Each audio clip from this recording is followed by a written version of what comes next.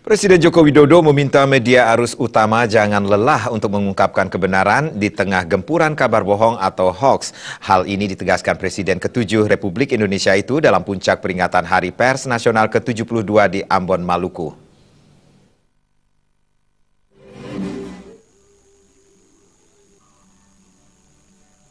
Selain Presiden dan Ibu Negara Iriana Jokowi, puncak peringatan Hari Pers Nasional digelar di lapangan Polda Maluku yang diantaranya dihadiri Ketua Umum PWI Margiono, Ketua Dewan Pers Yosep Adi Prasetyo, dan Gubernur Maluku Said Assagaf, serta pemilik media, tokoh-tokoh pers, pejabat negara, dan dubes negara-negara sahabat. Dalam kesempatan itu, Presiden Jokowi menyatakan media sosial sangat digandrungi masyarakat dewasa ini. Generasi muda bahkan lebih sering mengakses informasi melalui media sosial. Menghadapi tantangan ini, media arus utama harus berinovasi jika tidak ingin terpinggirkan. Namun, Presiden mengakui kondisi ini juga menyuburkan penyebarluasan kabar bohong atau hoax yang kerap kali dibumbui ujaran kebencian dan beresiko memecah belah bangsa.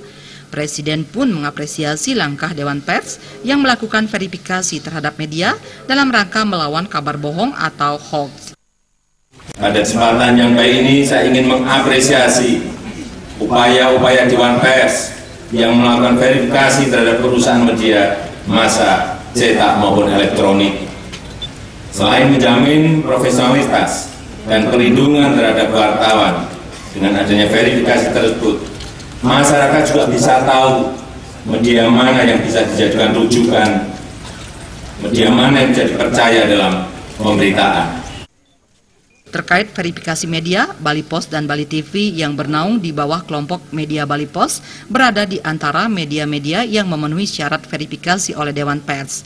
Sementara dalam kesempatan itu digelar penandatanganan nota kesepahaman menyangkut koordinasi dalam pelindungan kemerdekaan pers dan penegakan hukum terkait penyalahgunaan profesi wartawan antara Ketua Dewan Pers Yosep Adi Prasetyo, Panglima TNI, Jenderal Gatot Nurmantio, dan Kapolri Jenderal Polisi Tito Karnavian. Puncak peringatan Hari Pers Nasional yang tahun ini digelar di Maluku, Tanah Raja-Raja, turut dimeriahkan pertunjukan teater dan tarian kolosal kebangsaan yang melibatkan ratusan penari. Di akhir acara, Presiden dan Ibu Negara serta para undangan menyempatkan diri mengunjungi pameran dan produk hasil perikanan Maluku. Purnawan melaporkan dari Ambon, Maluku untuk Bali TV.